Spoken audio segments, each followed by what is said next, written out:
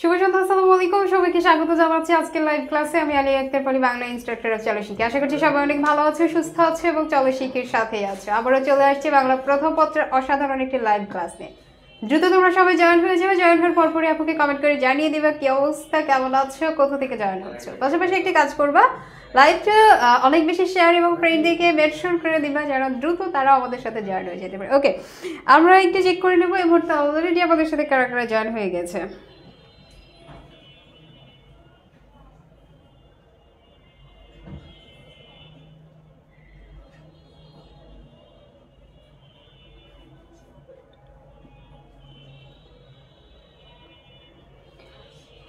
ওকে, আমাকে সালাম জানিয়েছো, সবার সালামের উত্তর একসঙ্গে নিয়ে নিচ্ছি। ওয়ালাইকুম আসসালাম। আলহামদুলিল্লাহ ভালো আছি আমি। তোমাদের অবস্থা বলো, কি অবস্থা?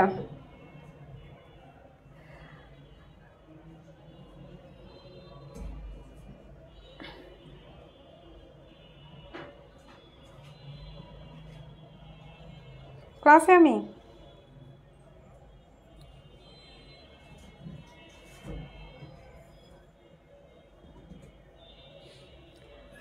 ওকে, আচ্ছা কে আচ্ছা এবার একটু বলো যে তোমরা অপরিচিতা, যেহেতু তোমরা অলরেডি জেনে গেছো যে আমরা অপরিচিতা পড়বো,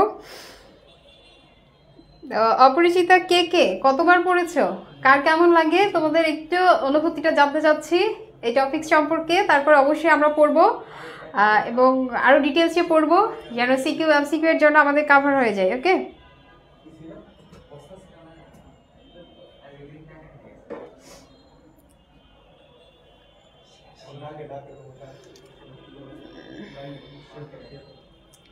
আচ্ছা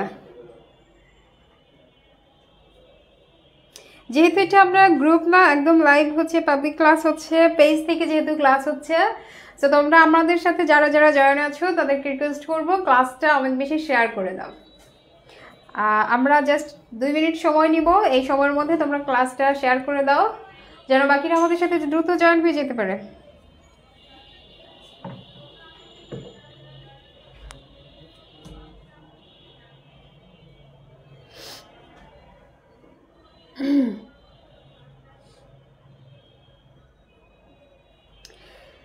যারা যারা শেয়ার দিয়েছে তারা একটা শেয়ার ডান লিখবা যেন আমি তোমাদেরকে থ্যাঙ্কস জানাতে পারি, ঠিক আছে? তো যারা যারা শেয়ার করছে অবশ্যই শেয়ার ডান লিখবা।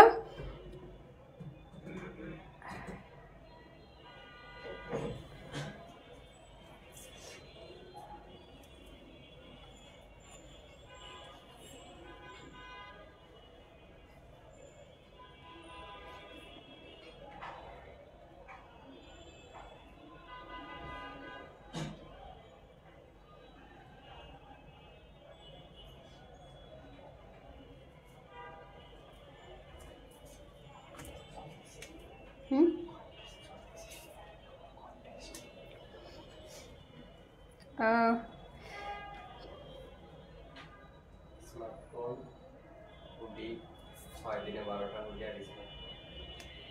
ওকে, সাবিকুন নাহার প্রমি বলেছে শেয়ার দেন, থ্যাংক ইউ সো মাচ। যারা যারা শেয়ার করছো তোমরা তো অবশ্যই জানো যে আমাদের এই শেয়ারের ওপরে যেহেতু গিফট আছে, কন্টেস্ট চলছে, তো তোমরা যারা কন্টেস্টে অংশগ্রহণ করতে চাও এবং বিজয়ী হয়ে গিফট পেতে চাও তারা অবশ্যই অনেক বেশি শেয়ার করবা, ঠিক আছে?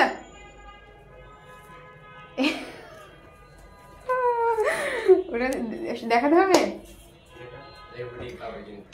ও ওকে, আচ্ছা তোমরা যেহেতু এরকম ভাবে ক্লাস করছো এবং অনেকেই জানো আমরা তোমাদের জন্য কি গিফট রেডি করা হয়েছে, এবং গিফটটা দেখো, এই যে তোমরা হুডি পাচ্ছ, শীতের জন্য হুডি পাবা গিফট, এবং হচ্ছে একজন থাকবে কি স্মার্টফোন বিজয়ী হবে। তো তোমরা যারা এই যে এই হুডিটা পেতে চাও শীতের জন্য, অবশ্যই কনফারেন্সে অংশগ্রহণ করতে হবে এবং নিজেকে বিজয়ী হিসেবে গিফটটা লুফে নিতে হবে। ওকে, সো দেরি না করে অনেক বেশি শেয়ার দিয়ে দিবা যেন বিজয়ী তুমিই হতে পারো এবং গিফটটা তুমিই নিতে পারো।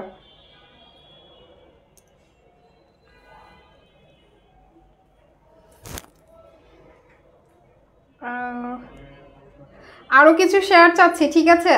আরো কিছু শেয়ার চাচ্ছি, একটু শেয়ার দিয়ে দাও।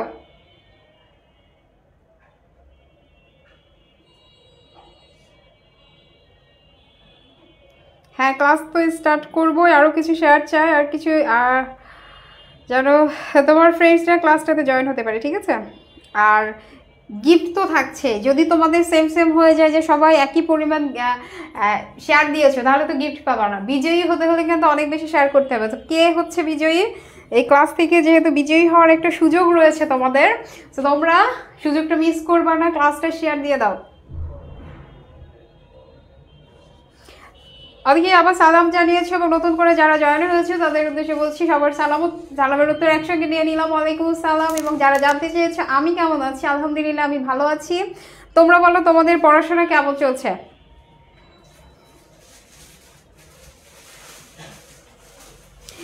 মসজিদে গেলে জিলাপি না আবার কেন আশা করেছি গিফট পা, অবশ্যই গিফট পা। জিলাপি মিস হইতে পারে, বাট এখানে যদি তুমি অ্যাকচুয়ালি বিজয়ী হও তোমার গিফট মিস হবে না, তোমার বাসায় পৌঁছে যাবে তোমার গিফট।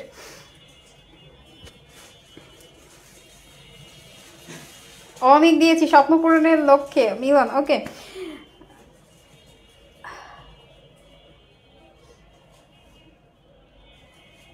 আচ্ছা আমরা না 1K এর কাছাকাছি আছি। তোমরা আর কিছু শেয়ার করলে আমাদের ক্লাসটাতে 1K হয়ে যাবে।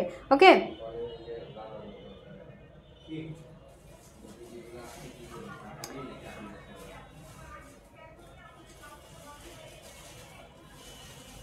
আর কিছু শেয়ার দাও। হ্যাঁ, যারা না শেয়ার এখনো একটা শেয়ারও এখন পর্যন্ত দাও নাই, তো তারা একটু শেয়ারটা করে দাও। 1K হয়ে গেলে ক্লাস স্টার্ট করে দেবো। ওকে ইনশাল্লাহ, ঠিক আছে। তো তোমরা একটু কর্পোরেট করো দ্রুত।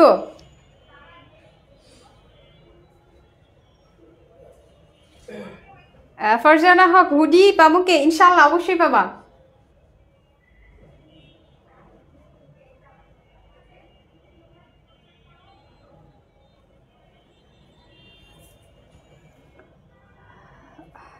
ওকে ওকে, আর কিছু শেয়ার দিয়ে দাও।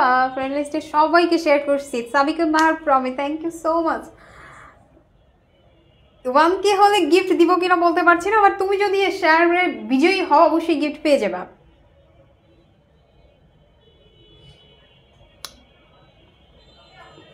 এগারোটা শেয়ার সুমাইয়া প্রধান, তুমি কিন্তু অলরেডি বলে দিলা। সো যারা এখনো যারা গিফট পেতে চাও 11কে ক্রস করতে হবে।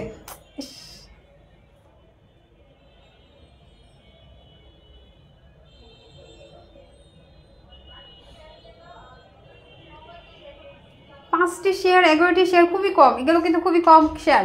হ্যাঁ, যারা গিফট পেতে চাও, গিফট হচ্ছে পেতে হলে শেয়ার আরো বেশি হইতে হবে। ওকে 1 মিনিট নিচ্ছি। Okay 1K।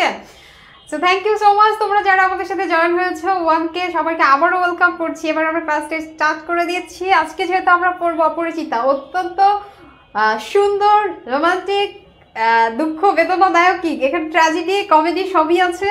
প্লাস হচ্ছে তোমাদের জন্য যেটা বেশি ইম্পর্টেন্ট সেটা হলো তোমাদের এইচএসসিতে সিকিউ ইনশাল্লাহ আসবে এবং এমসিকিউ তো পাবাই। তো এই টপিক্সটা সম্পর্কে তোমাদের আইডিয়া থাকতে হবে, ভালো মতো বুঝতে হবে। এবং ছোটো ছোটো বিষয়গুলোর জন্য এমসিকিউ অনেকে ভুল করে ফেলে। সো তোমরা ট্রাই করবা ক্লাসটা ভালো মতো বোঝার।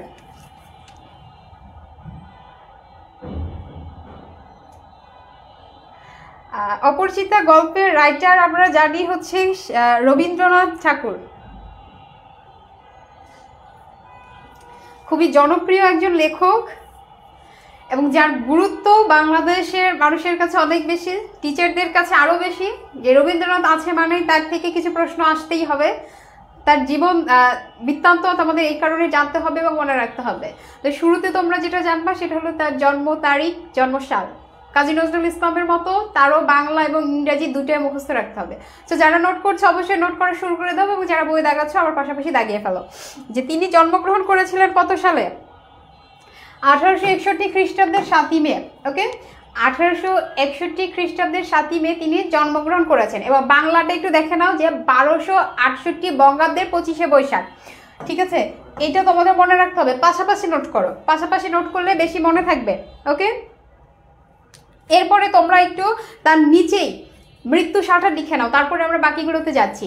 তিনি জন্মগ্রহণ করেছে 1861 এবং মৃত্যুবরণ করেছে 1941। দেখো তার জন্মসাল মৃত্যুসাল দুইটা হলেও, মানে দুইটা 4টা হলেও কিন্তু আমাদের জন্য মনে রাখা অনেক সহজ। এই কারণে মনে রাখা সহজ যে একটু খেয়াল করো, তিনি জন্মগ্রহণ করেছে 1861, মৃত্যুবরণ করেছে 1941। এই যে একটু কমন না, কিছু কিছু টেকনিক্যালি একটু মনে রাখবা, দেখবা যে মনে রাখা সহজ হচ্ছে। 61, 41। আবার ডেটটা কিন্তু সেম, 7ই মে আর 7ই আগস্ট।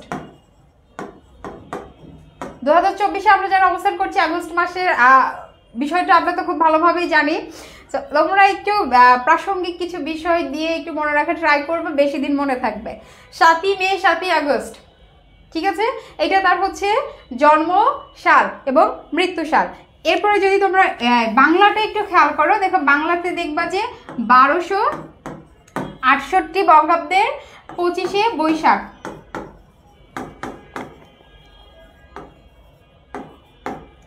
এবং তিনি মৃত্যুবরণ করেছে 1348। দেখো 68 48, ওখানে ছিল 61 41। ইংরেজিটা যদি আমরা খেয়াল করি, আশা করছি বুঝতে পারছো, মনে রাখার জন্য সহজ হবে। একটু এভাবে মনে রেখে পড়বা, দেখবা সহজ হচ্ছে। 1268 বঙ্গাব্দের 25শে বৈশাখ আর মৃত্যু 1348 বঙ্গাব্দের 22শে শ্রাবণ। 25শে বৈশাখ 22শে শ্রাবণ। আশা করছি ক্লিয়ার হয়ে গেছে এবং তোমরা ইনশাআল্লাহ মনেও রাখতে পারবা। এরপরে দেখো আমরা তার জন্ম এবং মৃত্যু সাল জেনে ফেলছি এবং তার সম্পর্কে জানবো যে তিনি অ্যাকচুয়ালি কোথায় জন্মগ্রহণ করেছিলেন। তিনি জন্মগ্রহণ করেছিলেন জোড়াসাঁকোর ঠাকুর পরিবারে। সেটা কোথায়? কলকাতায়।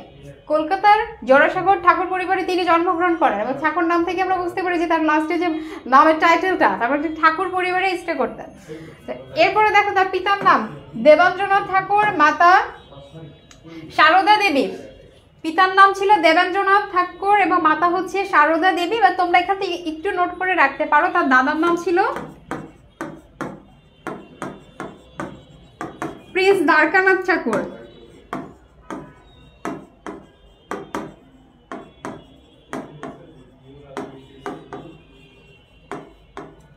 ঠিক আছে, প্রিন্স দ্বারকানাথ ঠাকুর হচ্ছে তার দাদার নাম ছিল। এরপরে দেখো যে তিনি, যেটা মনে রাখবা, বাংলা সাহিত্যের প্রথম সার্থক ছোট গল্প রচয়িতা। এমনকি রবীন্দ্রনাথ ঠাকুরকে ছোট গল্পের জনকও বলা হয়। বাংলা সাহিত্যের প্রথম সার্থক রচয়িতা, যিনি ছোট গল্পগুলো রচনা করেছিলেন। ঠিক আছে, এবং বাংলা ছোট গল্পের শ্রেষ্ঠ শিল্পী হিসেবেও তিনি আখ্যায়িত রয়েছেন বা পরিচিত রয়েছেন। এইটা খুবই গুরুত্বপূর্ণ, অনেক সময় এমসিকিউতে আসে। তারপরে দেখাবো যে তিনি কত সালে কি গল্প রচনা করেছিলেন। তিনি যে ছোট গল্প লিখে এত পরিচিতি লাভ করলেন এবং এত সার্থকভাবে ছোট গল্প লিখেছিলেন, সেই ছোট গল্পের নামটা কি ছিল? ভিখারিণী। এবং তোমরা এখানে একটু খেয়াল করো, ভিখারিণী বানানটা রয়ে রশ্মি দন্ত নয়ে দীর্ঘি, বানানটা উল্টাপাল্টা হয়ে যায়। তো বানানটা মনে রাখবা যে রশ্মিকার আগে দীর্ঘিকার পরে। এই সালটা দেখো যে 1284, যখন কিনা তার বয়স ছিল মাত্র 16 বছর। মাত্র 16 বছর বয়সে তিনি ভিখারিণী ছোট গল্পটি রচনা করেছেন এবং এটার মাধ্যমে তার এই পরিচিতিটা বেড়ে গেল। এবং এরপরে তিনি তার যতদিন আসলে বেঁচে ছিলেন, দীর্ঘ 64 বছর তিনি বিভিন্ন রচনা করেই তিনি জীবন পার করেছেন, অনেক লেখালেখি করেছেন। তাই সেটার বয়সটা মোটামুটি একটু মনে রাখবে যে 64 বছরের কথা বলা হয়েছে এবং যেগুলো বিভিন্ন ছোট গল্প, বিভিন্ন গল্প তিনি লিখে গেছেন। এরপরে যেটা নোট করবে সেটা হচ্ছে রবীন্দ্রনাথ ঠাকুর রচিত সর্বশেষ গল্পটির নাম কি? মুসলমানের গল্প। মুসলমানের বানানটাও একটু খেয়াল করবা, দন্ত নয়, এটা দীর্ঘে। এইটা সর্বশেষ গল্প ছিল যেটা তিনি মৃত্যুর আগে লিখে গেছিলেন, মুসলমানের গল্প। আর শুরুর গল্পটা কি ছিল? ভিখারিণী। এটা থেকে কিন্তু এমসিকিউ আসার সম্ভাবনা অনেক রয়েছে। এরপরে দেখো যে যেহেতু রবীন্দ্রনাথ ঠাকুর জমিদার পরিবারে জন্মগ্রহণ করেছিলেন এবং সেখানে তিনি জমিদারি তদারকির কাজে, মানে অ্যাজ এ চিলড্রেন বা অ্যাজ এ সন, তিনি যে কাজে লিপ্ত ছিলেন, সেখান থেকে তারা কোথায় অনেক বেশি সময় অবস্থান করেছে? কুষ্টিয়ার শিলাইদহে। এবং সেই সময় তিনি অনেক বেশি হয়তো ফাঁকা ছিলেন, এই কারণে অনেক লেখালেখি করেছেন। এই কারণে সেটাকে তার ছোট গল্প রচনার স্বর্ণযুগ বলা হয়। যে সময়টা কোথায় তিনি অবস্থান করেছিলেন? কুষ্টিয়ার শিলাইদহে। যারা কুষ্টিয়া থেকে আমাদের সাথে যুক্ত হয়েছে তারা অবশ্যই মনে রাখবে জায়গাটা আমাদের এলাকা শিলাইদহ ছিল, যেখানে যখন রবীন্দ্রনাথ ঠাকুর ছিলেন সেই সময় তিনি এত বেশি ছোট গল্প রচনা করেছে যে এটাকে তার স্বর্ণযুগ বা স্বর্ণকাল বলা হচ্ছে। এরপরে যেটা তোমরা মনে রাখবা যে তিনি আসলে অনেকগুলো পরিচিতি রয়েছে, সেগুলো এখানে খুব বেশি ইম্পর্টেন্ট না। কিছু উপন্যাসের নাম তোমাদের মনে রাখতে হবে, যেমন চোখের বালি, শেষের কবিতা, ঘরে বাইরে, এগুলো যে উপন্যাসের নাম। শেষের কবিতা এটা কবিতা হইলেও এটা অ্যাকচুয়ালি উপন্যাস, যেটা রবীন্দ্রনাথ ঠাকুর লিখেছিলেন। তো এইটা যে তার একটা উপন্যাসের নাম, এটা একটু মনে রাখতে হবে। এরপরে তোমরা একটু মনে রাখবে যে নাটকের মধ্যে রয়েছে মুক্তধারা, রক্তকবরী, ডাকঘর। হ্যাঁ, এই নাটকগুলোর নাম একটু মনে রাখবা। তারপরে তিনি হচ্ছে মৃত্যু সরকার, যে তিনি কোথায় মৃত্যুবরণ করেছেন, উনি অ্যাকচুয়ালি ঠাকুর পরিবারেই মৃত্যুবরণ করেছিলেন, অর্থাৎ কলকাতাতেই তিনি মৃত্যুবরণ করে নিয়েছে। ওকে, তো যার যার নোট করে ফেলেছো তারা অবশ্যই একটি নোট ডান লিখবা, আর যারা মার্ক করে নিয়েছো বইয়ে তারাও একটু ডান লিখবা। আর বারবার বলছি যে তোমাদের এখানে জন্মসাল মৃত্যুসালটা খুবই গুরুত্বপূর্ণ। অ্যান্ড তিনি যে আসলে ছোট গল্পের রাইটার, ছোট গল্প নিয়ে আসলে তোমাদের সিলেবাসে আর কারো কথা নাই, রবীন্দ্রনাথ ঠাকুর, সেটা মনে থাকবে ইনশাল্লাহ। আর এরপরে তার মাত্র 16 বছর বয়স, যখন সাল ছিল কত 1284, তখন তার বয়স ছিল 16 বছর, এবং তিনি ওই সময় একটা ছোট গল্প লিখেন, সেটা হচ্ছে ভিখারিনী, এবং সর্বশেষ লিখা তার ছোট গল্পের নাম ছিল হচ্ছে মুসলমানের গল্প। আর পরবর্তীতে কি আছে যে তথ্যগুলো, সেটা হচ্ছে তার কিছু উপন্যাসের নাম মনে রাখতে হবে, ঘরে বাইরে, শেষের কবিতা, যোগাযোগ, এগুলো তার উপন্যাসের নাম ছিল, এবং কয়েকটা নাটক, যেটা রক্তকবরী, ডাকঘর, এই নাটকগুলোর নাম একটু মনে রাখতে হবে, যেটা তার নাটক। চোখের বালি এটাও হচ্ছে উপন্যাস, খুবই গুরুত্বপূর্ণ একটা উপন্যাস।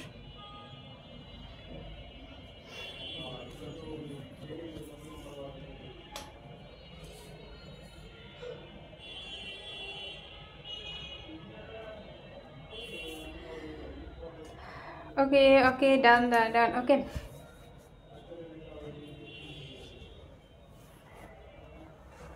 এবার দেখো আমরা মেইন পড়াতে চলে যাচ্ছি। এবার আমরা কি নাটক শুরু করে দেবো। নাটকটি কি, এই যে কল্যাণী, আমাদের নাটকে কে কে থাকবে, কল্যাণী থাকবে, অনুপম থাকবে, কল্যাণীর বাবা থাকবে, সেখানে মায়ের কোনো চরিত্র নাই। আর এদিকে অনুপমের পরিবারের যে সকল চরিত্রকে আমরা পাবো, সেটা হচ্ছে যে তার মামা থাকবে, তার মা থাকবে, মানে এই হলো মোটামুটি পরিবার। আর অনুপমের একজন বন্ধুকে পাবো, একজন দাদাকে পাবো, সেই সব নিয়ে আমরা গল্পটা আগাবো।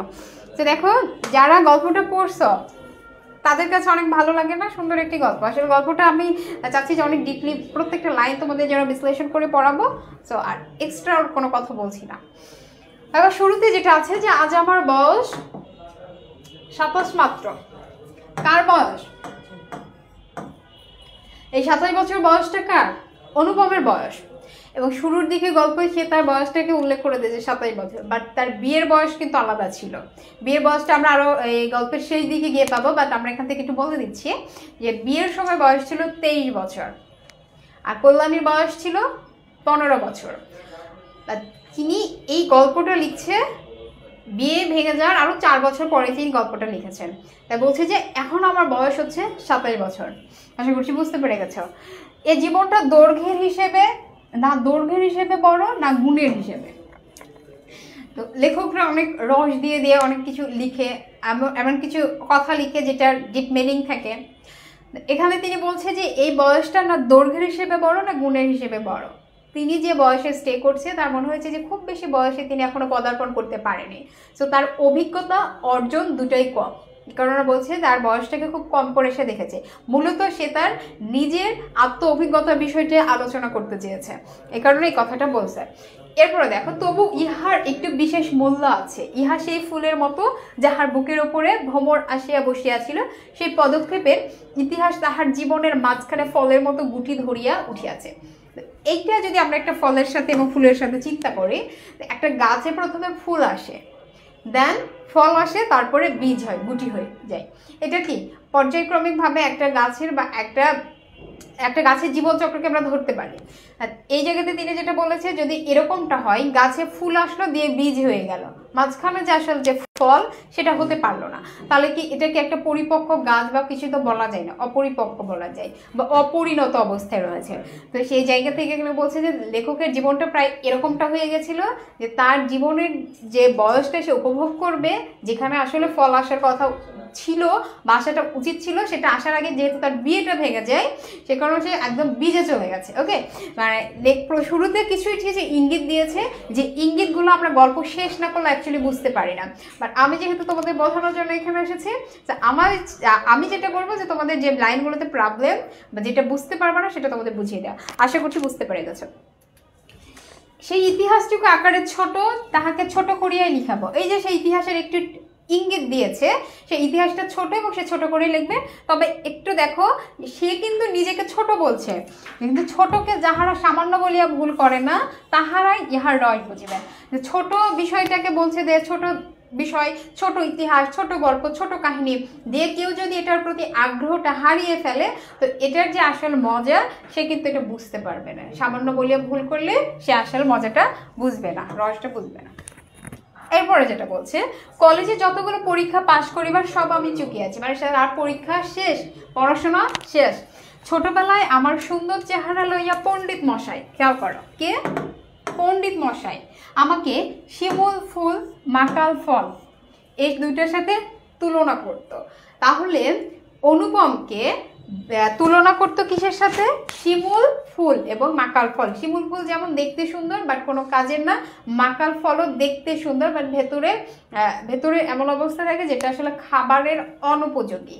তো যেহেতু ফুল ফল কোনোটাই ইউজ করা যাচ্ছে না, ইউজলেস, সেই জায়গা থেকে তাকে নিয়ে এটা কিন্তু মজা করত। বিদ্রুপ করিবার সুযোগ পাইয়াছিলেন। তাহলে কে বিদ্রুপ করতো? পণ্ডিত মশাই। কাকে বিদ্রুপ করতো? অনুপমকে বিদ্রুপ করতো। কিসের সাথে তুলনা করে? শিমুল ফুল মাকাল ফল।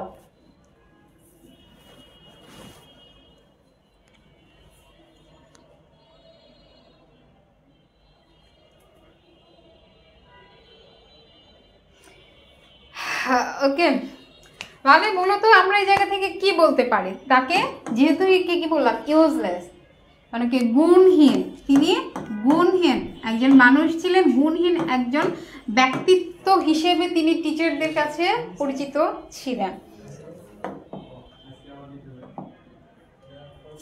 আমার পিতা এককালে গরিব ছিলেন। দেখো কার পিতা? অনুপমের পিতা। এবং তিনি ওকালতি করে, কে এককালে গরিব ছিল? অনুপমের পিতা গরিব ছিল। ওকালতি করে কি করে? তাহলে অনুপমের বাবার পেশা কি ছিল? ওকালতি করা। তিনি উকিল ছিলেন। কি করেছে? প্রচুর টাকা রোজগার করিয়েছে, কিন্তু ভোগ করিবার সময় পায়নি। কারণ কি? দেখো যে মৃত্যুতে তিনি যেন হাত ছাড়িলেন, সেই তার প্রথম অবকাশ।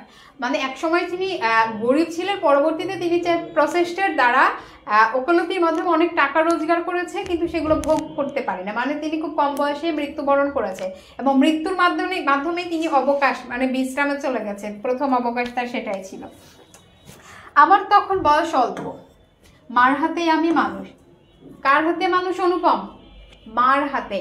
তোমরা আবার ভাবো না যে মামার হাতে, যেহেতু মামা আছে। তো দেখো, মা ছিলেন কেমন ঘরের মেয়ে? মাও ছিলেন গরিব ঘরের মেয়ে। তাই আমরা যে ধনী একথা তিনিও ভুলেন না, আমাকেও ভুলিতেও দেন না। অনেক এরকম থাকেন, অবস্থা পরিবর্তন হয়ে গেলে আগের অবস্থা ভুলে যাই, কিন্তু অনুপমের মা এরকমটা ছিল না।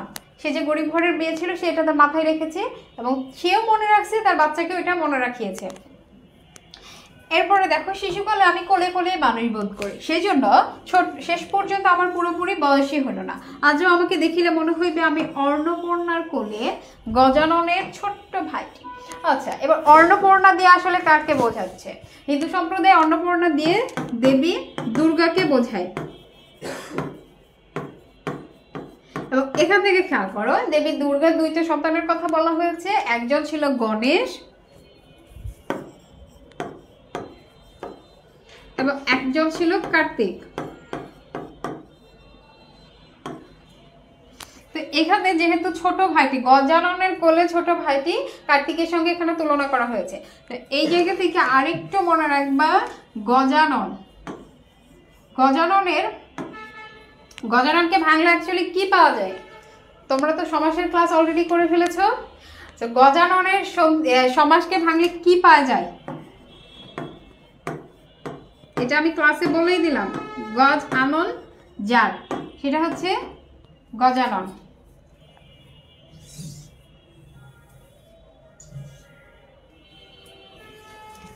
এবং গজানন দিয়ে যদি তোমাকে বলা হয় কাকে বোঝাচ্ছে? অবশ্যই গণেশকে বোঝাচ্ছে, যেটা গজানন বলা হচ্ছে। এরপরে দেখো বলছে যে আমার আসল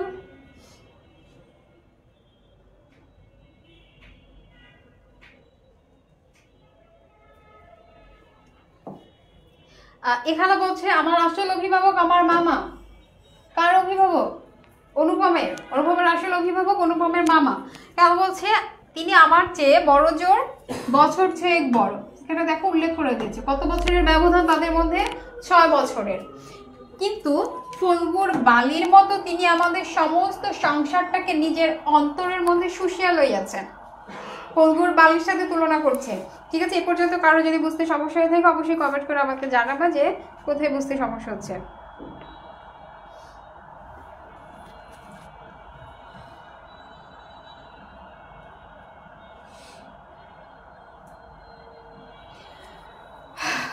দেখো যে এখানে বলছে ফল্গুর বালি। তো এখানে ফল্গু অ্যাকচুয়ালি কি? ফল্গুটা আমাদের একটু জানতে হবে। ভারতে একটা নদীর কথা বলা হচ্ছে এখানে ফল্গু, এটা অন্তঃসলীলা নদীর সাথে তুলনা করা হয়েছে, এটা একটা বিশেষণ। তো ওই নদীর বিশেষত্বটা অ্যাকচুয়ালি কি? নদীটা ওপর থেকে বালিতে ঢাকা থাকে, বাট বালিটা যখন খুঁড়ে ফেলা হয়, যখন সরিয়ে নেওয়া হয়, নিচ দিয়ে পানি প্রবাহিত হয়, সেটাকেই বলা হচ্ছে যে তিনি এরকমভাবে আমাদের পুরো পরিবারটাকে নিজের মধ্যে শুষিয়ে রয়েছে। মানে এখানে মূলত মামার যে প্রভাবটা রয়েছে অনুপমদের পরিবারের ওপর, সেটা বিশ্লেষণ করা হয়েছে। তাহাকে না করিয়ে এখানে এক গণ্ডূষ রসও পাইবার জো নাই। তো তাকে ঘটিয়ে বা তাকে না সরানো পর্যন্ত ওই পরিবারে প্রবেশ করে ওই পরিবারের ওপর প্রভাব ফেলা কোনোভাবেই সম্ভব নয়। পুরো পরিবারটাকে আঁকড়ে ধরে আছে, প্রভাব বিস্তার করে রয়েছে অনুপমের বাবা। এই কারণে তাকে এরকমভাবে বিশ্লেষণ করেছে, বিশেষায়িত করেছে। এ কারণে কোনো কিছু নিয়ে আমাকে ভাবতেই হয় না। এই কারণে বলছে যে পুরো পরিবারের দায়িত্ব, পুরো পরিবারের উপর প্রভাব যেহেতু একমাত্র মামা বিস্তার করছে, সেই কারণে তার পরিবার নিয়ে কোনো চিন্তা ভাবনা নেই, কোনো কিছু নিয়েই তাকে ভাবতে হয় না। কন্যার পিতামাত্রে স্বীকার করিবেন আমি সৎপাত্র। এটা কে বলছে? অনুপম। সৎপাত্রটা কে? অনুপমকে। এটা কন্যার পিতামাত্রই স্বীকার করবেন অনুপম সৎপাত্র। এটা অনুপমের অ্যাকচুয়ালি কি? আত্মবিশ্বাস। এই আত্মবিশ্বাসটা কেন? কারণ সে তামাকটুকু পর্যন্ত খায় না, ভালো মানুষ হওয়ার কোনো ঝঞ্ঝাট নাই, তাই আমি নিতান্তই ভালো মানুষ। অনুপম বলছে যে একজন ভালো মানুষ হইতে গেলে তার কোনো ঝামেলায় জড়াতে হয় না, বাট বর্তমান পরিস্থিতি কিন্তু অন্যরকম। একজন ভালো মানুষ চাইলে ভালো থাকতে পারছে না, অনেক প্রতিকূলতার মধ্যে দিয়ে তাকে যাইতে হচ্ছে। বাট আবার অনেকে মনে করে যে হ্যাঁ, ভালো থাকতে চাইলেই ভালো থাকা যায়, সেটা অবশ্যই পরিবেশ পরিস্থিতির উপর নির্ভর করে। তো অনুপম এখানে মনে করেছিল যে ভালো মানুষ হওয়ার কোনো ঝামেলা নাই, এ কারণে সে নিতান্তই ভালো মানুষ। এবং সে কি খায় না? তামাকটুকু পর্যন্ত খায় না। মাতার আদেশ মানিয়া চলিবার ক্ষমতা আমার আছে, বস্তুত তা না মানিবার ক্ষমতাই আমার নাই। অন্তঃপুরের শাসনে চলিবার মতো করেই আমি প্রস্তুত হয়েছি। কোনো কন্যা স্বয়ংবরা হন তবে এই সুলক্ষণটি স্মরণ রাখিবে। অন্তঃপুরের মানে পরিবারের শাসনেই সে বড় হয়েছে, এভাবেই সে বড় হয়েছে, পারিবারিক যেসব নিয়ম শৃঙ্খলা এগুলো মেনে সে বড় হয়েছে। সো কোনো মেয়ে কন্যা স্বয়ংবরা অর্থ যে নিজের স্বামী নিজেই নির্বাচন করে। এই অর্থগুলো মিনিংগুলো একটু খেয়াল করবো, মনে রাখবা।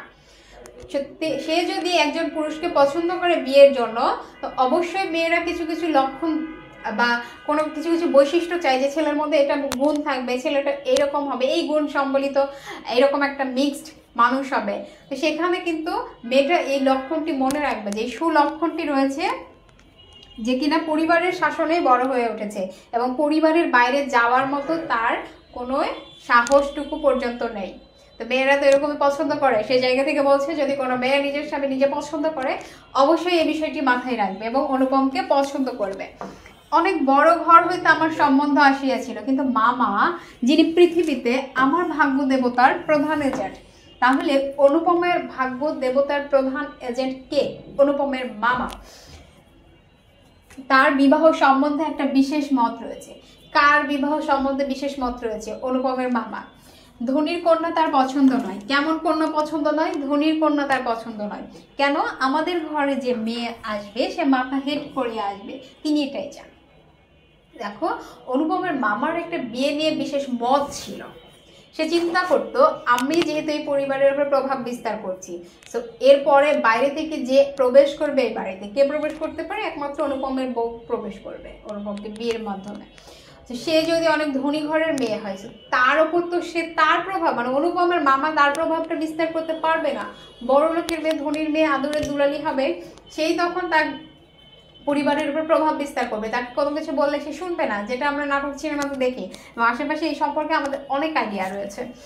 এই কারণে মূলত তার পছন্দ নয় যে গরিব ঘরের মেয়ে আনবো যে মাথা নিচু করে চলবে, সব কথা বললে শুনবে, সব ধরনের অত্যাচার তার উপর করা যাবে, নির্যাতন করা যাবে। অথচ টাকার প্রতি আবার আসক্তি তার অস্থিমজ্জায় জড়িত। তিনি এমন বেহাই চান যাহার টাকা নয়, অথচ যে টাকা দিতে কসুর করবে না, যা হোক শোষণ করা চলিবে, অথচ বাড়িতে আসলে গুড়গুড়ির পরিবর্তে বাধা উপায় তামাক দিলে তাহার নালিশ কাটবে না। এটা খেয়াল করো যে সে আসলে গরিব ঘরের মেয়ে চান, কিন্তু আবার এরকম ফ্যামিলি চান যে ফ্যামিলিতে থেকে টাকা, মানে কি বলতো এখানে কিসের ইঙ্গিত দিচ্ছে, যৌতুক বা পণ প্রথার কথা বলছে, দিতে কুণ্ঠাবোধ করবে না, সর্বোচ্চ দেওয়ার চেষ্টা করবে যেহেতু জামাই হয়ে যাবে। তো এইরকমই পরিবার চাচ্ছে যে ওই বিয়ের সময় শোষণ করবে এবং বিয়ের পরবর্তীতে মেয়ের উপরও এক ধরনের অত্যাচার নির্যাতন চালিয়ে যেতে পারবে, এরকম ধরনের পরিবারই সে খুঁজছিল তার বেহাই বানানোর জন্য। এবং তার একটা মত ছিল যে যেহেতু গরিব ঘরের মেয়ে হবে, তার বাবার যখন আসবে এই বেহাই সম্প্রদায়ের যেন খুব বেশি আকাঙ্ক্ষা চাহিদা না থাকে, তাকে যেভাবে আপ্যায়ন করবো সে যেন সেভাবেই মেনে নেয়। তার এই কারণে একটা উদাহরণ দিয়েছে, গুড়গুড়ির পরিবর্তে বাধা হুকায় তামাক দিল, যে কোনো নালিশ করবে না। আমার বন্ধু হরিশ কানপুরে কাজ করে। হরিশ কোথায় কাজ করে? হরিশ কার বন্ধু? অনুপমের বন্ধু। এবং হরিশ কোথায় কাজ করে? কানপুরে কাজ করে। এবং সে ছুটিতে কোথায় আসলো? কলকাতায় আসলো। আসার পর কি হলো? অনুপমের সাথে দেখা হলো, যেহেতু ফ্রেন্ড। তারপরে কি করলো? তার মন উতলা করে দিল। তার মানে বন্ধু বান্ধবী দেখা হইলে যেভাবে কথাবার্তা হয় তাদেরও হয়েছে, এবং এমন কিছু কথা বলেছে যেটা দিয়ে কি উতলা হয়ে গেছে। সে বলিল, ওহে মেয়ে যদি বল একটি খাসা মেয়ে আছে। উক্তিটি কার? এমসিকিউ আসে। মেয়ে যদি বল তো খাসা মেয়ে আছে, উক্তিটি কে করেছিল? হরিশ করেছিল। কিছুদিন পূর্বে এমএ পাস করে আছে। অর্থাৎ আমরা যদি অনুপমের লেখাপড়ার কথা চিন্তা করি, সে জায়গা থেকে তার পড়াশোনা কমপ্লিট, সে এমএ পাস করে ফেলেছে। সামনে যতদূর পর্যন্ত দৃষ্টি চলছে ধুধু করিতেছে, পরীক্ষা নাই, উমেদারি নাই, চাকরি নাই, নিজের বিষয় দেখিবার চিন্তাও নাই, শিক্ষাও নাই, ইচ্ছাও নাই। থাকিবার মধ্যে ভেতরে রয়েছেন মা, বাহিরে আছেন মামা। থাকার মধ্যে কে কে আছে? ভেতরে তার মা রয়েছে, বাহিরে মামা রয়েছে। এবং তার যেহেতু পড়াশোনা শেষ, তো তার পরীক্ষা নাই, এবং পরীক্ষা শেষে যে অ্যাকচুয়ালি তার একটা চাকরি দরকার, সেটার পর্যন্ত কোনো চিন্তা ভাবনা নাই। এরকম হইলে তো আমাদের অনেক ভালো লাগে না? যেহেতু তার মামা আছে সবকিছুর জন্য, সকল কিছু চিন্তা ভাবনা করার জন্য, তো তার চাকরি নিয়েও কোনো পেরেশানি নাই। চাকরি যে করতে হবে, পড়াশোনা শেষ করছে, এটা নিয়েও কোনো চাপ নেই। উমেদারি নেই। উমেদারি আসলে বোঝায় যে এই যে কোনো কিছু চাকরির জন্য কাউকে একটু রিকোয়েস্ট করা, এ ধরনের কাজকে উমেদারি বলে। এ ধরনের রিকোয়েস্টও কাউকে করতে হবে, এটাও কোনো চাপ নেই, কিছুই নাই। থাকার মধ্যে কে কে আছে ওটা তো বলেই দিল। এই অবকাশের মরুভূমির মধ্যে আমার হৃদয় যখন বিশ্বব্যাপী নারী রূপের মরিচিকা দেখিতেছিল, আকাশে তাহার দৃষ্টি, বাতাসে তাহার নিশ্চয়, তরুমর্মরে তাহার গোপন কথা। তবে এত ফ্রি হয়ে আছে সে যে কোনো কিছুর চাপ নাই। এই সময়ে তার বন্ধু যেরকম এরকম কথা বলছে, এবং সে তখন তার ফ্রি মাইন্ডে নারী রূপের মরিচিকা দেখতে পাচ্ছে, সেখানে কিছুটা ভালো লাগা আছে, কিছুটা চিন্তা ভাবনা এটাও আছে তার মধ্যে। এই কারণে বলছে যে মরুভূমির এই অবকাশে মরুভূমির সাথে তুলনা করা হয়েছে। যতটা সুখী সে মনে করছে, সুখ লাভ মানে পজিটিভ চিন্তা ভাবনা করছে, তেমনি কিছু নেগেটিভ চিন্তা ভাবনা তার মধ্যে আছে। দুই ধরনের চিন্তা ভাবনা নিয়েই ছিল। এরপরে বলছে, এমন সময় হরিশ আসিয়া বলিল, মেয়ে যদি বল তবে। এই কথা বলার মাত্রই, শেষ করার আগে, সে যেহেতু একবার অলরেডি এই কথা বলেছে, পরে বলছে, আমার শরীর মন বসন্ত বাতাসে বকুল বনের নবপল্লব রাশির মতো কাঁপিতে কাঁপিতে আলো ছায়া বনিতে লাগলো। নবম কিসের সাথে তুলনা করছে? বসন্ত বাতাসে বকুল বনে। এগুলো তোমাদের এই জায়গাতে খুব বেশি একাডেমিতে আসার মতো না। তো যাই হোক, এটা দেখো যে বলছে যে এরকম যখন বলছে, তোমরা নিজেরা চিন্তা করো যে তোমার কোনো ফ্রেন্ডের সাথে দেখা হলো, যে বয়েজ স্কুলের ছেলেপেলেদের একটু ইন্টেনশন থাকে গার্লস স্কুলের মেয়েদের প্রতি, তো তারা কি করে? যখন আরো বেশি তোমরা এখন এটা করো না, বাট যখন তোমরা আরো বেশি ছোট ছিল তখন গেটে ওয়েট করতাম, বা তোমাদের পছন্দের কোনো মানুষ থাকে, ফ্রেন্ডরা একে একে পচাইতাম, মজা করতাম, হয়তো এখনো করো, আই ডোন্ট নো। তো এই ব্যাপারটাই আসলে এখানে বোঝাচ্ছে লেখক অনুপমের মধ্য দিয়ে, যে অনুপমেরও তখন সেরকম বয়স, এবং দুই বন্ধুর মধ্যে যখন দেখা হয়ে গেছে, এবং সে যেহেতু বিয়ে এখনো হয় নাই, তো তাকে এভাবে পচাচ্ছে, তাকে এভাবে রোমান্টিক করে তুলছে, এই কারণে সে এরকমটা ফিল করেছে, এটাই বোঝাচ্ছে। হরিশ মানুষটা ছিল রসিক, রস দিয়ে বর্ণনা করিবার শক্তি তাহার ছিল, আর মন, আমার মন ছিল তৃষ্ণার্ত। দেখো রসিক মানুষকে ছিল, হরিশ হচ্ছে রসিক, তার একটা বিশেষ গুণের কথা বলেছে। এবং সে যেমন এরকম অনেক মজা দিয়ে দিয়ে গল্প করতে পারে না, আমাদের ফ্রেন্ড সার্কেলের মধ্যে কিছু কেউ কেউ থাকবে দেখবে যে অনেক মজা দিয়ে গল্প করে, তো সে ওরকম করছিল। এবং আবার অনেকে অনেক মনোযোগ দিয়ে শুনবে, দেখবে যে হ্যাঁ কী বলছে, অনেক মজা নিয়ে। একদল থাকে যে অনেক মজা নিয়ে বলতে পারে, এবং একদল থাকে যে অনেক মজা নিয়ে শুনতে পারে, অনেক মজা করে, অনেক এনজয় করে। তো সেই জায়গা থেকে অনুপম অনেক তৃষ্ণার্ত ছিল, ও অনেক মজা দিয়ে রস দিয়ে বোঝাচ্ছে, ও অনেক মজা নিয়ে শুনতেছে। এরপরে দেখো আমি হরিশকে বললাম একবার মামার কাছে কথাটা পারিয়ে দেখো দেখো যে অনুপমের যেহেতু নিজের সিদ্ধান্ত নেওয়ার মতো ক্যাপাসিটি নাই, তো তার এই কথাটা কার কাছে বলতে হবে, আর বিয়ের ব্যাপারে বড়দের কথাটাই আগে বলতেই হবে, এটাই স্বাভাবিক। তো সেই জায়গা থেকে সে বললো মামার কাছে কথাটা একবার পেরে দেখো মামা কি বলে। হরিশ আসর জমাইতে অদ্বিতীয়। কে আসর জমাইতে অদ্বিতীয়? হরিশ। এবং হরিশ রসিক মানুষ কে ছিল? হরিশ। হরিশ সম্পর্কে কিছু তথ্য মনে রাখবে। দেখো হরিশ রসিক ছিল, হরিশ আসর জমাইতে অদ্বিতীয় ছিল, হরিশ কানপুরে কাজ করতো এবং ছুটিতে সে কলকাতায় আসছিল। হরিশ সম্পর্কে 4টা তথ্য। এবং লাস্টে আরেকটা তথ্য যে মেয়ে যদি বলো তবে খাসা মেয়ে আছে, উক্তিটি কার? হরিশের। আই হোপ হরিশ সম্পর্কে তোমরা এই তথ্যগুলো মনে রাখবা।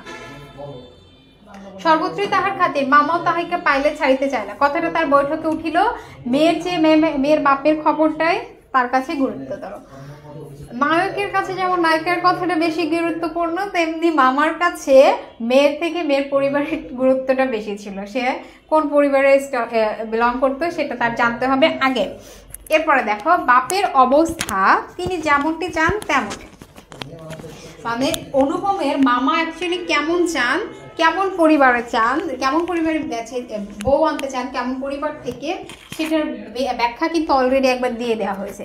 তো যখন হরিশ আবার যখন কল্যাণীর পরিবার সম্পর্কে তাকে তথ্য দিচ্ছে, তো তার একদম কি মন মতো মিলে গেছে।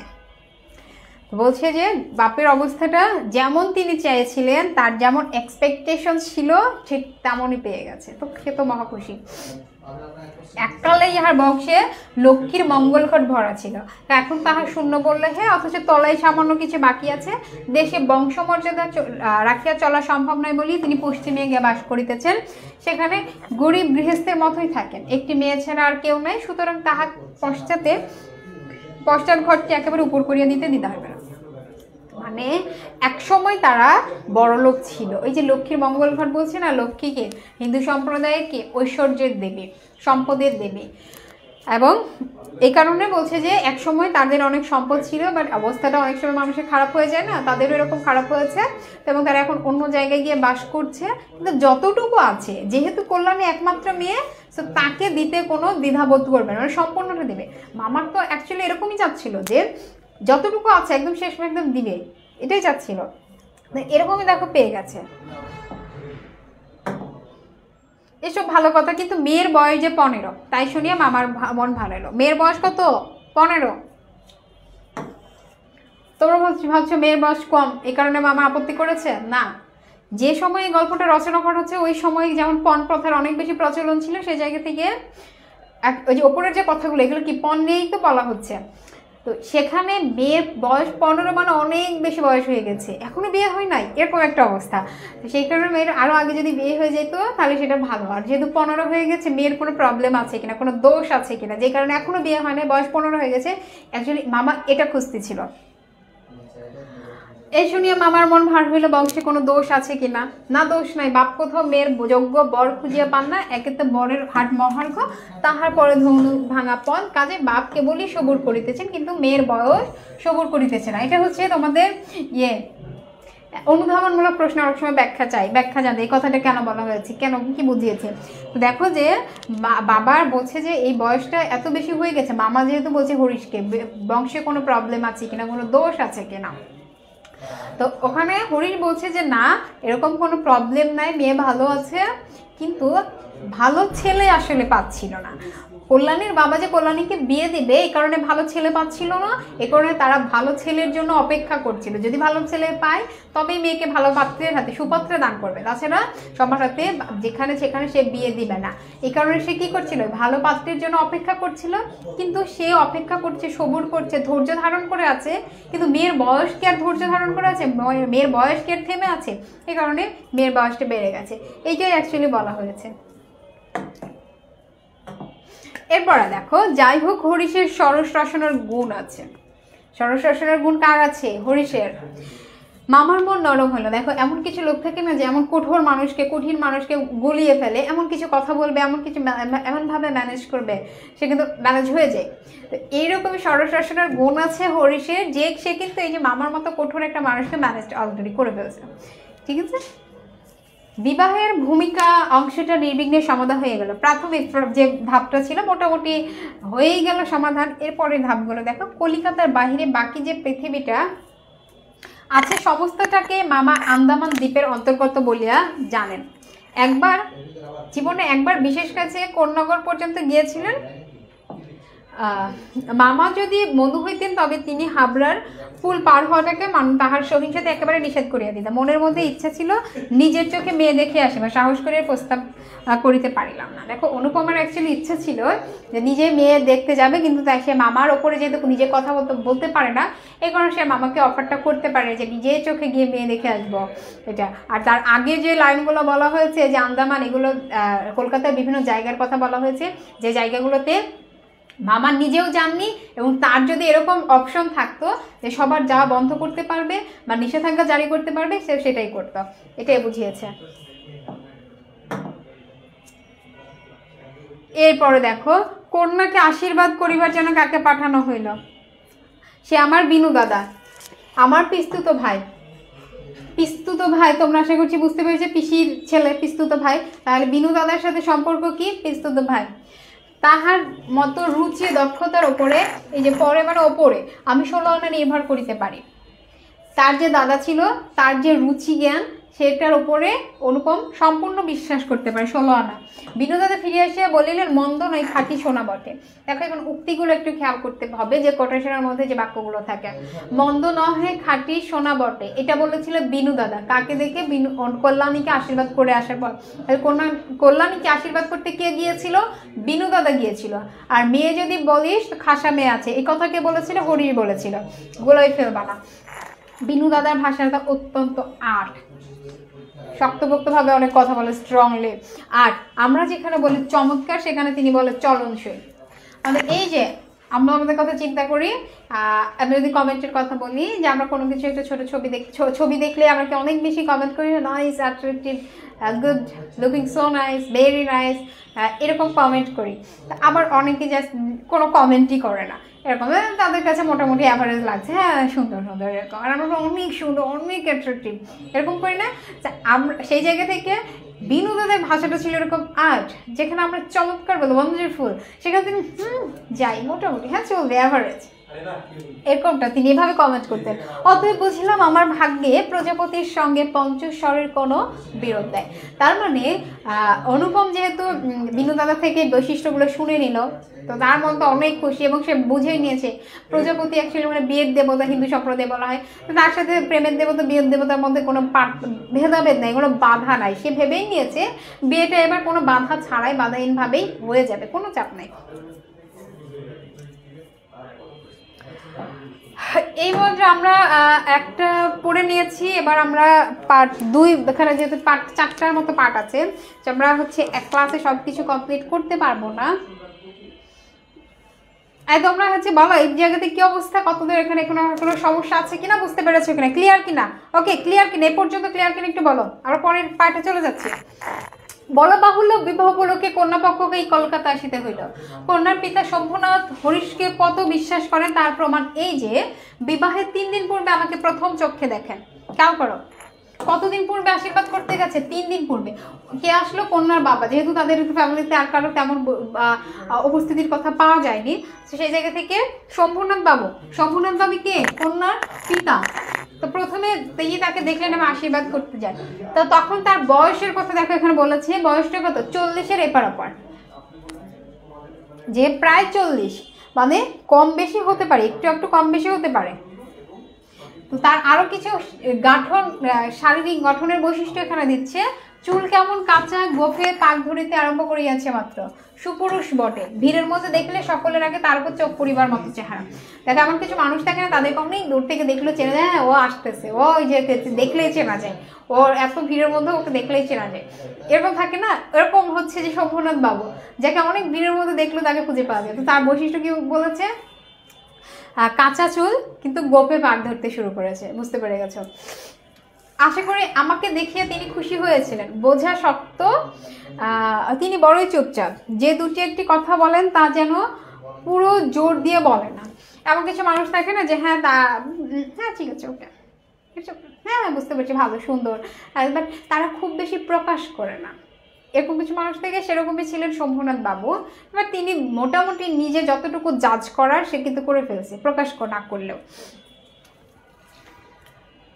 মামার মুখ তখন অনর্গল ছুটেছিল, ধনে মানে আমাদের স্থান যে শহরের কারো চেয়ে কম নয়, সেটাকেই তিনি নানা প্রসঙ্গে প্রচার করিতেছিলেন। শম্ভুনাথ এ কথায় একেবারে জগিয়ে দিলেন না, কোনো পাকে একটা হ্যাঁ কিছু শোনা গেল না। আমি হলে দমিয়ে যেতেন, কিন্তু মামাকে দমানো শক্ত।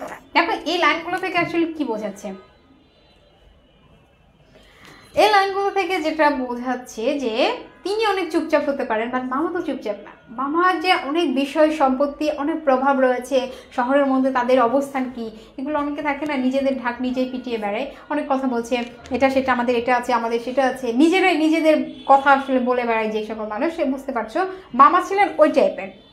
সো তিনি নিজেদের কি আছে নাই সব কিছু বলে দিচ্ছে, নিজেদের প্রভাবটাকে তার কাছে প্রকাশ করছে।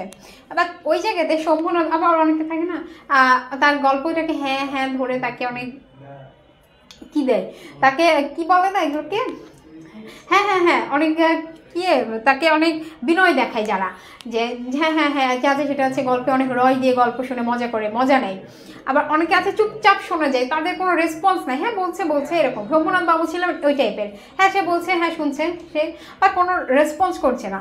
তো রেসপন্স না করলে দেখো আমরা গল্প বলতে বলতে থেমে যাই, পজ দেয়, বা তার কোনো থামাথামি নেই, তারকে দমানো শক্ত, সে তারগুলো বলেই যাচ্ছে। অনুভব বলছে যদি আমি এরকম হইতাম, সে যদি কোনো ওই পাশ থেকে একটা মানুষ যদি কোনো রেসপন্স না করে, তা আমি দমে যেতাম। শম্ভুনাথ বাবু চুপচাপ দেখিয়া ভাবিলেন লোকটা অত্যন্ত নির্জীব, একেবারে কোনো তেজ নাই। নির্জীব কেমন লোকটা? নির্জীব। নির্জীব কার বৈশিষ্ট্যের কথা এখানে উল্লেখ করা হয়েছে? শম্ভুনাথ বাবুর। বেহাই সম্প্রদায়ের আর যাহে তেজ থাকাটা দোষের, এটা হচ্ছে এই কারণে মামা মনে মনে খুশি হয়েছে। মামা তো এরকমই চাইছে, বেহাই সম্প্রদায়ের নির্জীবী হতে হবে, তেজ থাকা যাবে না। যেমনটা চাইছে সে তেমনটাই পাইছে। শম্ভুনাথ বাবু যখন উঠিলেন তখন মামা সংক্ষেপে উপর হইতে তাকে বিদায় করিলেন, গাড়িতে তুলিয়া দিতেও গেলেন না। আমরা এরকম হয় না যে আমাদের যখন নতুন কোনো গেস্টের সাথে পরিচয় হয়, বা আমাদের বাসায় কোনো গেস্ট আসে নতুন, তাকে আমরা দেখো বাড়ির পার হয়ে গিয়ে আরও কিছুটা পথ এগিয়ে দিয়ে আসি, তাকে সম্মান করে তাকে এগিয়ে দিয়ে আসি। আর শম্ভুনাথ বাবুর প্রতি তো তাদের এতটা ইন্টারেস্ট নাই, এতটা আগ্রহ না, এতটা রেসপেক্ট তারা তাকে দেখায়নি। কি করেছে? কোনো রকম উপর থেকে বিদায় হাই বাই বলে চলে গেছে। এই যে দেখো পণ প্রথা, পণের কথা এখানে বলে দিয়েছে। পণ সম্বন্ধে দুই পক্ষে পাকাপাকি কথা ঠিক হইয়া গিয়েছিল। মামা নিজেকে অসামান্য চতুর বলিয়াই অভিমান করিয়া থাকে, কথাবার্তায় কোনো কিছু ফাঁক রাখে না। অর্থাৎ এখান থেকে যেটা মুখে বলছে যে এখানে তাদের যে পণের যে কথা ছিল সেটা তারা পাকাপোক্ত করে নিয়েছে, কি দেবে কি না দেবে, মানে দেওয়া হওয়ার যে বিষয়গুলো থাকে সেগুলো ক্লিয়ার করে নিয়েছে, যেন পরবর্তীতে কোনো প্রবলেম না হয়। মামা আমাদের সমস্ত সংসারের প্রধান গর্বের সামগ্রী, যেহেতু তিনি এখানে অনেক পাকাপোক্তভাবে কাজটা কমপ্লিট করেছেন, তো সেই জায়গাতে তাকে নিয়ে গর্ব করার মতো একটা বস্তুর সাথে তুলনা করা হচ্ছে।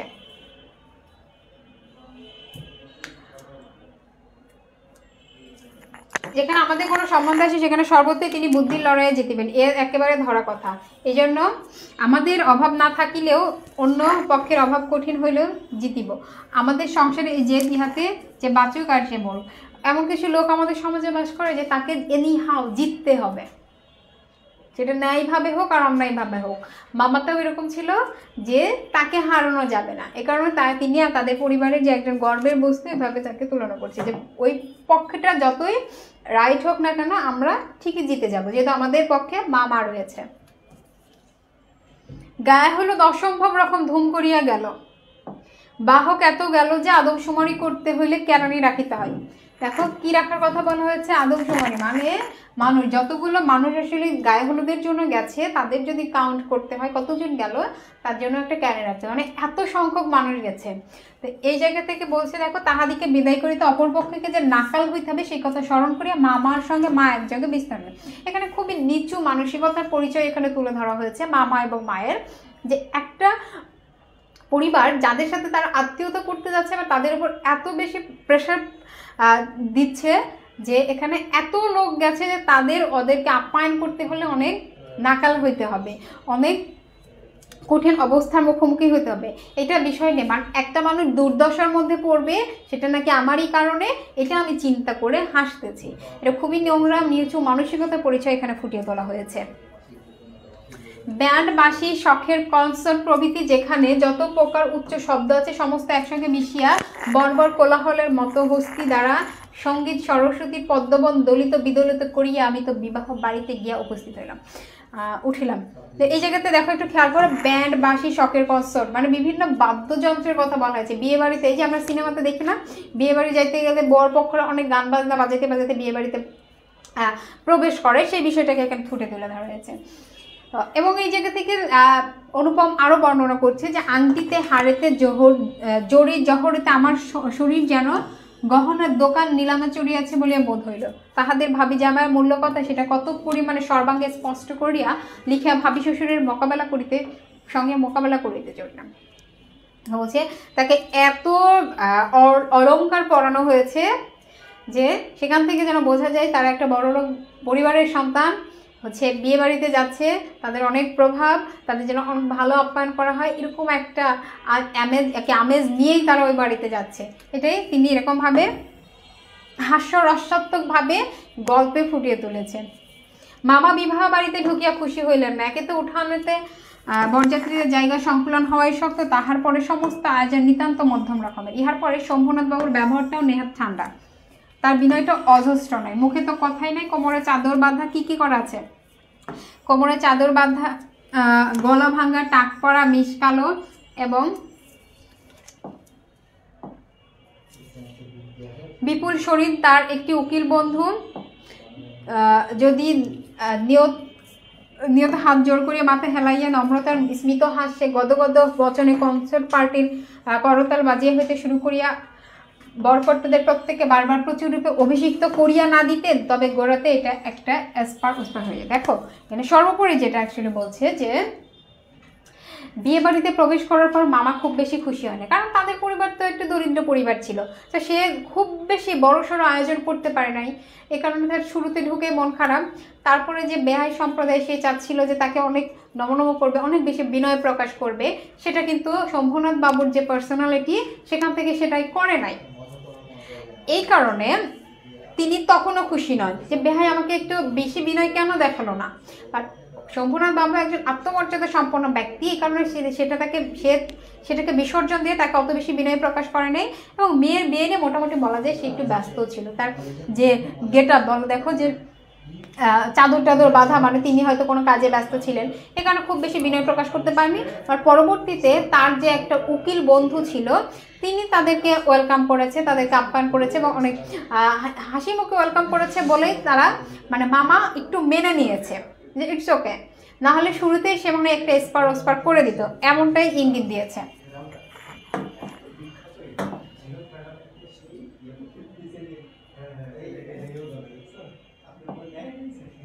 ব্যাপারখানা এই সকলের না হোক, কিন্তু কোনো কোনো মানুষের জীবনের একটা কিছু লক্ষ্য থেকে। মামার একমাত্র লক্ষ্য কি ছিল, তিনি কোনো মতেই কারো কাছে ঠকিবেন না। এটা অ্যাকচুয়ালি কার লক্ষ্য, মামার লক্ষ্য। মামা কারো কাছেই কখনোই ঠকিবেন না। তার ভয় তার বেহাই তাকে গহনায় ফাঁকি দিতে পারেন, বিবাহ কার্যে শেষ হয়ে গেলে সে ফাঁকির আর প্রতিকার চলিবে না। বাড়ি ভাড়া, সওগাত লোক, বিদায় প্রভৃতি সম্বন্ধে যেরকম টানাটানির পরিচয় পাওয়া গেছে, তাহাতে মামা ঠিক করিয়াছিলেন দেওয়া থাওয়া সম্বন্ধে লোকটি শুধু মুখের কথার উপর ভর করে চলিবে না, সেজন্য বাড়িতে শ্যাকরা শুদ্ধ আনিয়াছিলেন। পাশের ঘরে গিয়ে দেখলাম মামা এক তক্ত কষে শ্যাকরা তাহার দাড়িপাল্লা কোষ্ঠীপাতে বগিতেলে মেজে বসেছে। দেখো কিছু মানুষের উদ্দেশ্যই থাকে যে আমাকে কোনোভাবে ঠকানো যাবে না, আমাকে জিততেই হবে।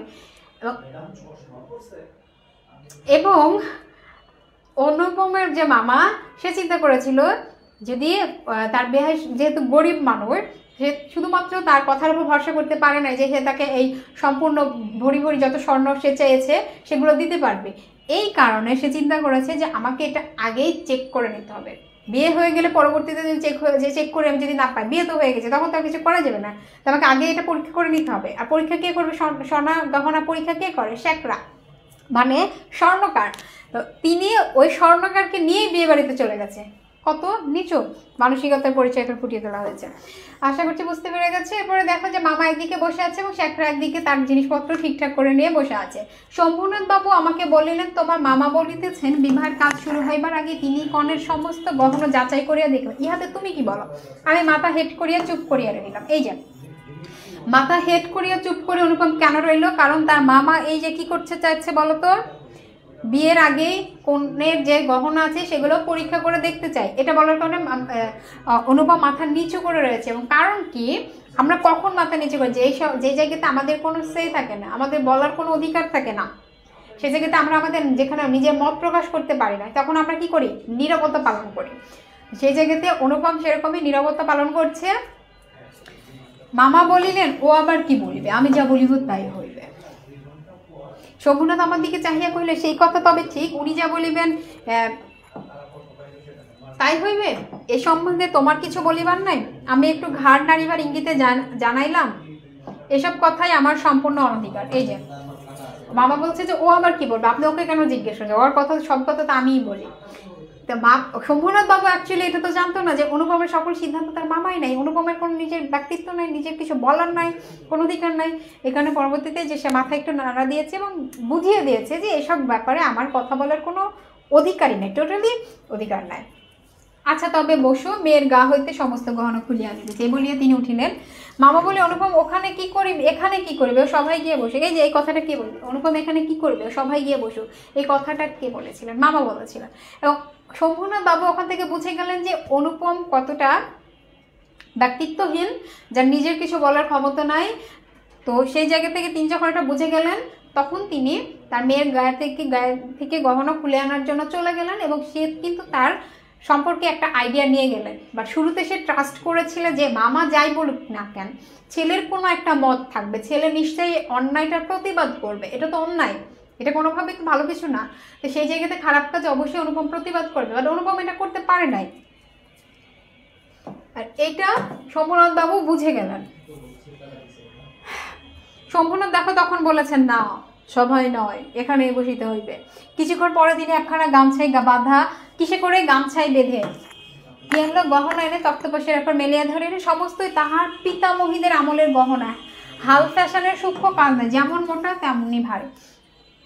গহনার বৈশিষ্ট্য কেমন? যেমন মোটা তেমনই ভারী। হাল ফ্যাশনের সূক্ষ্ম কাজ না, মানে এখন যেগুলো চলে সেরকম না, সেগুলো অনেক পুরান, অনেক বেশি কি বলে, স্বর্ণতে অ্যাকচুয়ালি খাদ থাকে, এই খাদ ছাড়াই স্বর্ণ, এরকম বোঝাচ্ছে। শেখরা গহনাতে তুলিয়া লেবেন, এ আর কি দেখিব, ইহাতে খাদ নাই, এমন সোনা এখনকার দিনে ব্যবহারই হয় না। এত পুরান সোনা ছিল এবং নিখাদ ছিল, যে সোনাগুলো এখনকার মানুষ ব্যবহারই করে না। আর আপনি আনছেন আমাকে এটা পরীক্ষা করার জন্য, এটা কি দেখবো, কি পরীক্ষা করবো? হাতে নিয়ে তো বুঝে গেছি। এ বলিয়া সে মকর মুখা মোটা একখানা বালা একটু চাপ দিয়া দেখাইল, ইহা বাকিয়া যায়। মামা তখনই নোট বয়ে গহনাগুলি ফর চুকিয়া লইলেন, পাছে যাহা দেখানো হইলো তাহার কোনটা কম পরে হিসাব করিয়া দেখলেন গহনা যে পরিমাণ দেওয়ার কথা ছিল এগুলোর সংখ্যায় দরে ভাড়া। মামা তো তখন লিস্ট করছে কোনটা কোনটা দেওয়ার কথা ছিল, কোনটা কোনটা দিচ্ছে, কোনটা কোনটা দিচ্ছে না। মামা দেখছে যে মা যেগুলো দেওয়ার কথা ছিল সেগুলো তো দিয়েছে এবং এর থেকে বেশি দিচ্ছে, পরিমাণেও বেশি, সংখ্যাতেও বেশি। গহনাগুলোর মধ্যে একজোড়া ইয়ারিং ছিল। সম্পূর্ণনাথ সেটা শেখরার হাতে দিয়ে বললেন, এইটা একবার পরখ করিয়া দেখো। ইয়ারিং মানে কানের দুলের কথা বলছে, তো সেটা ওই স্বর্ণের মধ্যে ছিল এবং বলে এটা একটু চেক করো। শেখরা কহিল, ইহা তো বিলাতি মাল, ইহাতে সোনার ভাগ সামান্যই আছে। শম্ভুনাথ ইয়ারিং জোড়া মামার হাতে দিয়া বলিলেন, এটা আপনারাই রাখিয়া দিন। এই যে ইয়ারিং জোড়া যেহেতু মামাকে রাখতে দিল কেন বলতো? কারণ কন্যাকে এই ইয়ারিংটা দিয়েই মামা আশীর্বাদ করিয়াছিলেন। মামা যখন হাতে নিয়ে এটা দেখলেন, এটা তো কন্যাকে আমরা এটা দিয়ে আশীর্বাদ করেছিলাম, মানে ওটা তারা দিয়েছে। মামার মুখ লাল হয়ে গেল। কেন মামার মুখ লাল হলো? লজ্জায়, অপমানে। তারা যে স্বর্ণ পরীক্ষা করার জন্য শেখরাকে নিয়ে আসছে, তাদের স্বর্ণতেই কি আছে গলদ রয়েছে, তাদের স্বর্ণই হচ্ছে বিলাতি, আসল না, নকল। তো সেই জায়গা থেকে তাকে তিনি এক ধরনের কি অপমানের সম্মুখীন হয়েছে, লজ্জায় তার মুখ লাল হয়ে গেছে, আবার অনেক সময় দেখা যায় যে রাগে লাল হয়ে গেছে, এটা বলা হয়। তাকে অপমান করা হয়েছে। দরিদ্র তাকে ঠকাইতে চাইবে, কিন্তু তিনি ঠকিবেন না। এই আনন্দ সম্ভোগ হইতে বঞ্চিত হইলেন এবং তাহার উপরে কিছু উপরি পাওনা জিনিল। অন্তত মুখ ভার করিয়া বললেন, অনুপম যাও, সবাই গিয়ে বসবে। তো ওই অপমানটুকু তিনি খুব বেশি গায়ে মাখায় নেই, কারণ তিনি এতগুলো স্বর্ণ পেয়েছে, তার আসলে যেটার প্রতি লোভ ছিল তিনি তো সেটা পেয়েই গেলেন। এই কারণে সে আর এটা নিয়ে বেশি ভাবাই নেই। অনুপমকে বললো তুমি গিয়ে এবার সবাই বসো।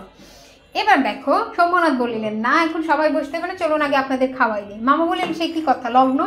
কারণ যেহেতু হিন্দু সম্প্রদায়ে বিয়ের একটা লগ্ন থাকে, লগ্নের কারণে বিয়েটা সঠিক সময় হতে হবে, লগ্ন যেন ভ্রষ্ট না হয়ে যায়, এ কারণে আগে খাওয়া না, আগে বিয়েটা পড়াইতে হবে। শম্ভুনাথ বললেন, সেজন্য কিছু ভাবিবেন না, এখন উঠুন। দেখো লোকটি নেহাত ভালো মানুষ ধরেন, কিন্তু ভেতরে বেশ একটু জোর আছে বলে মনে হইল।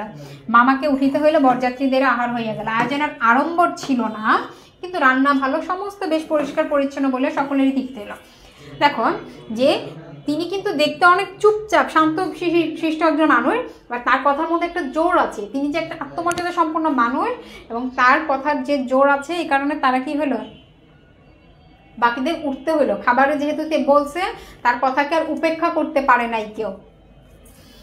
এবং শুরুতে যেহেতু বরযাত্রীরা যখন বাড়িতে ঢুকেছিল, তাদের এই আয়োজনটা খুব বেশি পছন্দ হয় না, খুব বেশি আড়ম্বরপূর্ণ ছিল না, তাই পছন্দ করেছিল না। কিন্তু পরবর্তীতে যখন খাবার দাবার খেয়েছে, রান্না ভালো ছিল, পরিষ্কার পরিচ্ছন্ন ছিল, সে কারণে সবাই তৃপ্তি সহকারে খেতে পেরেছে। অনেক আয়োজন করেছে, বাট খুব বেশি পরিষ্কার পরিচ্ছন্ন, সে জায়গা থেকে আমরা কমফোর্ট ফিল করি না।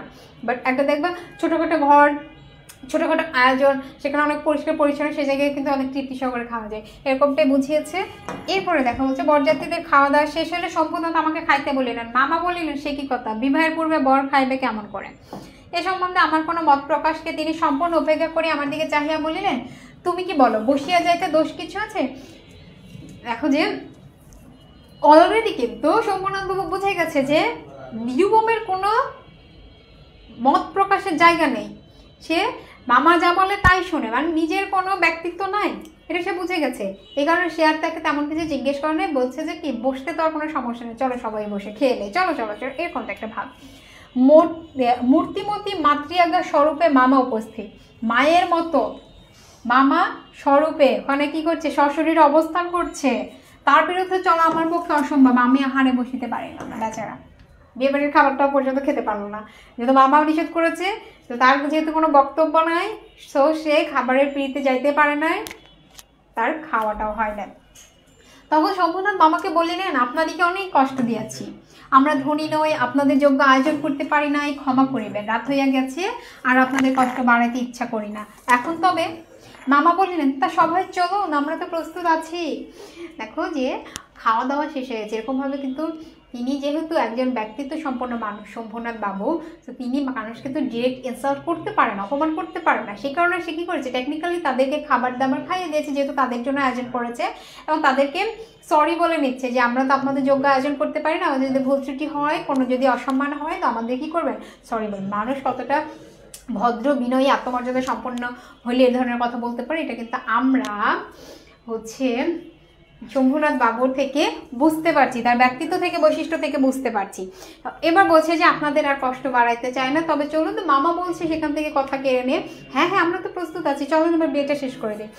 শম্ভুনাথ বলে, তবে আপনাদের গাড়িয়ে বলিয়া দিই। মামা আশ্চর্য হয়ে বলিলেন, ঠাট্টা করিতেছেন নাকি?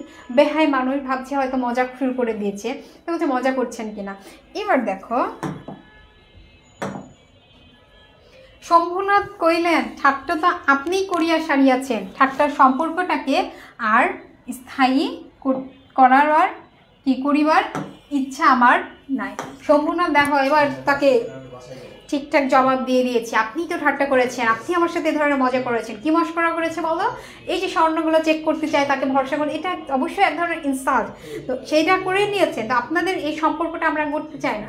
যে কি না মনে করেন, মামা দুই চোখ এত বড় বড় করে অবাক হইলেন। তখন শম্ভুনাথ বলছে, আমার কন্যার গহনা আমি চুরি করব, এ কথা তাদের মনে আসতে পারে, তাদের হাতে আমি আমার কন্যা দিতে পারি। এত নিচু মানসিকতা হতে পারে যে পরিবার, সেখানে আমি আমার কন্যা দিতে পারি। শুধুমাত্র যে মামার নিচু মানসিকতা এরকম নয়, যে ছেলের কাছে সে তার মেয়েটাকে দিবে, সেই অনুপম সে একজন ব্যক্তিত্বহীন মানুষ, সে কীভাবে তার মেয়েকে দিবে, কোন ভরসাতে দিবে। সে যেহেতু এটুকু বুঝতে পেরে গেছিল, সে একজন বিচার বিবেক সম্পন্ন মানুষ, তাই সে আর এই সম্পর্কটা গড়তে চাননি। আমাকে একটি কথা বলো, তিনি আবশ্যক বোধ করি না, কারণ প্রমাণ হয়ে গেছে আমি কেউই নাই। দেখো অনুপমকে আর নেক্সট সে আর কিছু জিজ্ঞেস করেনি, সে বুঝে গেছে যে মামাই সব, অনুপমের কোনো সে নেই। অনুপম যদি এখানে এই অন্যায়টাকে বাধা দিত তাহলে সে হয়তো বিয়েটা হতো। তারপর যা হইল আমি আর বলিতে ইচ্ছা করি না। ঝাড় লণ্ঠন ভাঙিয়া চুরিয়া, জিনিসপত্র লণ্ডভণ্ড করিয়া বরযাত্রের দল কি দক্ষ যজ্ঞের পালা সারিয়া বাহির হইয়া গেলেন। বাড়ি ফিরবার সময় ব্যান্ড, রোশন চৌকি ও কনসার্ট একসঙ্গে, খেয়াল করো যে রোশন চৌকি কনসার্ট একসঙ্গে বাজিল। অভ্রের ঝাড়গুলো আকাশের তারার ওপর আপনাদের কর্তব্যের বরাত দিয়া কোথায় যে মহানির্বাণ লাভ করিল সন্ধান পাওয়া গেল। এখান থেকে একটু মনে রাখবে যে এই যে রোশন চৌকি বলা আছে, অ্যাকচুয়ালি এগুলো অবশ্যই কি বলছে,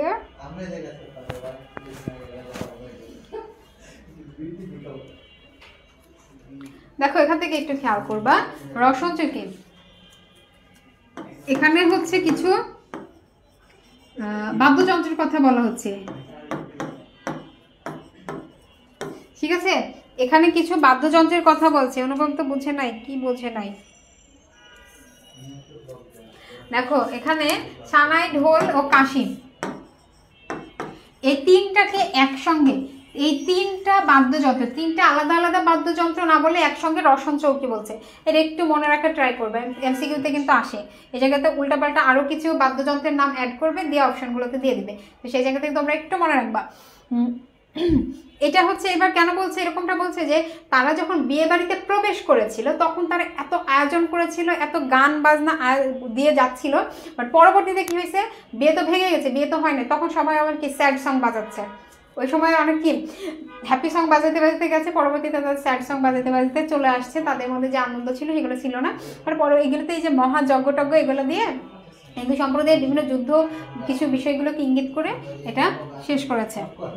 না বিয়েটা হইল না, ঠিক আছে, বিয়ে কিন্তু আমরা খেতে পেলাম না, বিয়ে কিন্তু ভেঙে গেল।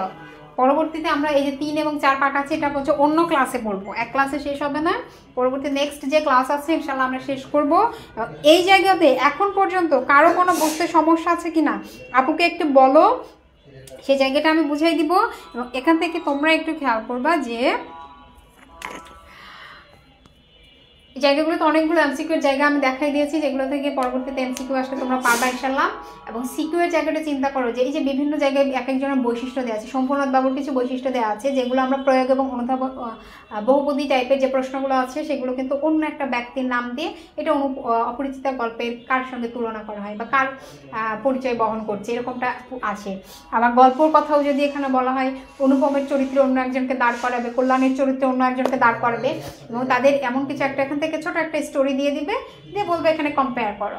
কোথায় কম্পেয়ার করতে বললে, যে গতে আছে, এবং ঘতে যে কি বলে যে এটা এরই প্রতিচ্ছবি, এই গল্পটা উদ্দীপকের গল্পটা আমাদের অপরিচিত গল্পের খণ্ডাংশ, মূল বিষয়বস্তুকে ধারণ, এই টাইপেরই অ্যাকচুয়ালি প্রশ্ন হয়। তো তোমাকে এই গল্পের প্রত্যেকটা বিষয় ব্যাখ্যাটা বিষয়বস্তুটা জেনে থাকতে হবে, বুঝতে হবে কোন জায়গায় কী ধরনের স্টোরি বলেছে, তখন তুমি উদ্দীপকের সাথে কম্পেয়ার করতে পারবা। আর তখন যখন কম্পেয়ার করতে পারবা, বুঝতে পারবা, তখনই কেবলমাত্র সঠিক উত্তরটা করতে পারবা। আশা করছি সবাই বুঝে গেছো, কারো কোনো প্রবলেম নাই, অনেক অনেক ভালো পরীক্ষা দিবে, আছে কোনো সমস্যা নেই, ক্লিয়ার আপু? ওকে,